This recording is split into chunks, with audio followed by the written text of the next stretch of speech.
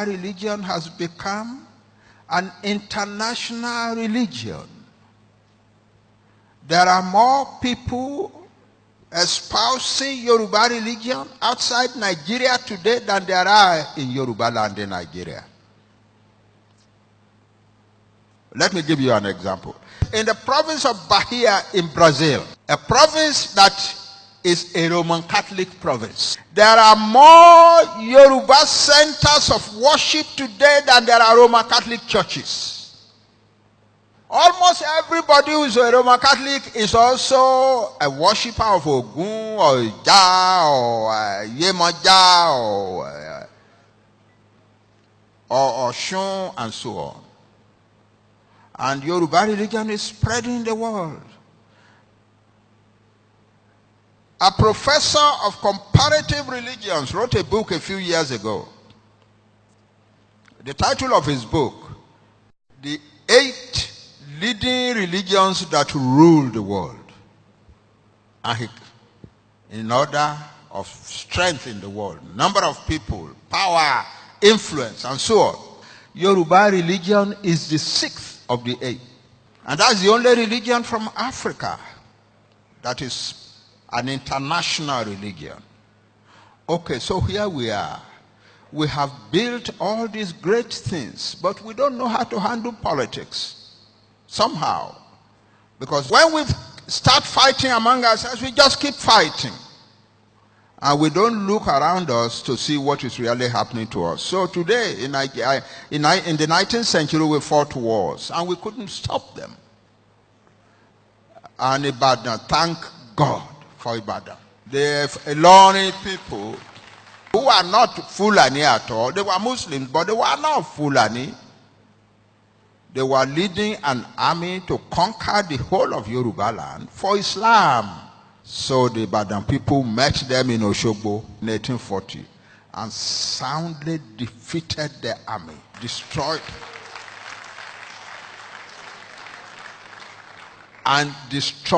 their cavalry, and took captive the leading officers of the army, who incidentally were all Yoruba.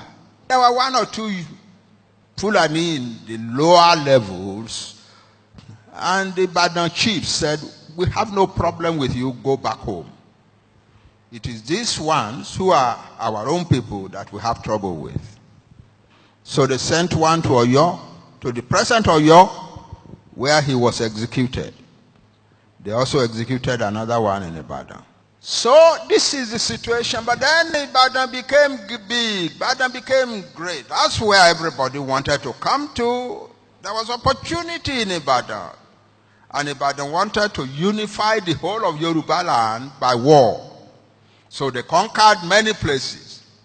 The only people left that they did not conquer were these far southern peoples, like the Jebu, the Ondo, Owo, and so on. But Ekiti, what is now Oshun, Ijesha, most of Igbomina, and so on, they just ran over the place and created an empire and put Ajeles everywhere. Then the Ekitis, you know who they are. They didn't know how to handle it for a start. But then in 1877, they finally made up their mind to handle it. So one of their boys started trouble by killing the local Ajele. And the rest of the Ekiti, then people revolted and drove the Ajeles out of their land. And then created an army called the Ekiti Parako Army. And the war went on from 1877 until 1886.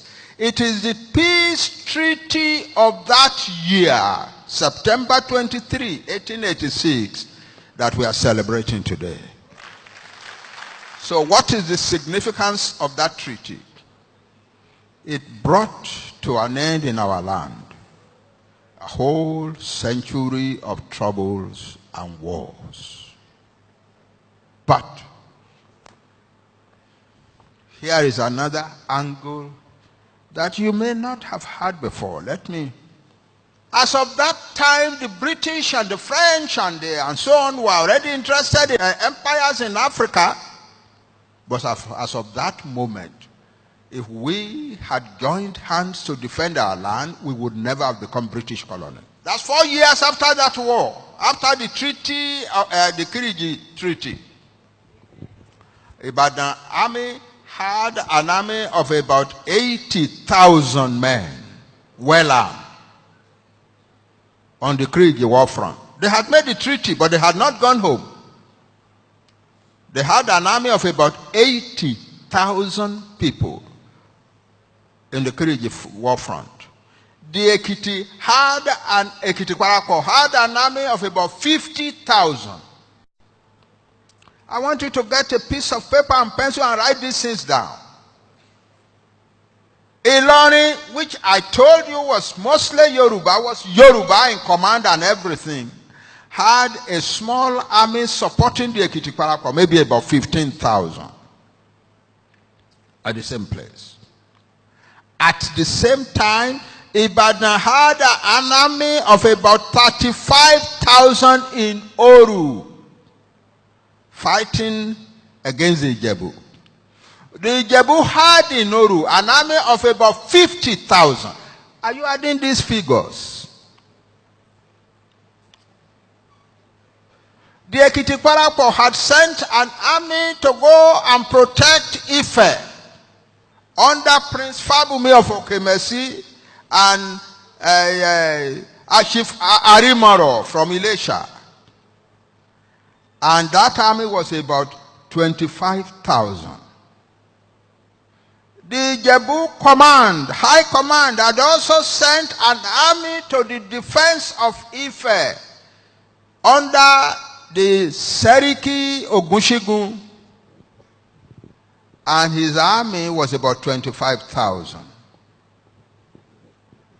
If we had put all of that together and we had said no white man enters our land, no white man would have entered our land. When the British attacked Ijebu-Ode in 1892, it is because they knew that the rest of us were not going to raise a finger to defend Ijebu-Ode. That's the lesson from Kiriji, from the 19th century, from the wars of the 19th century, from the strength that we built in the 19th century, from our whole history. A great nation stands still and let all sorts of smaller nations run over it. It is time that we began to take control of our lives.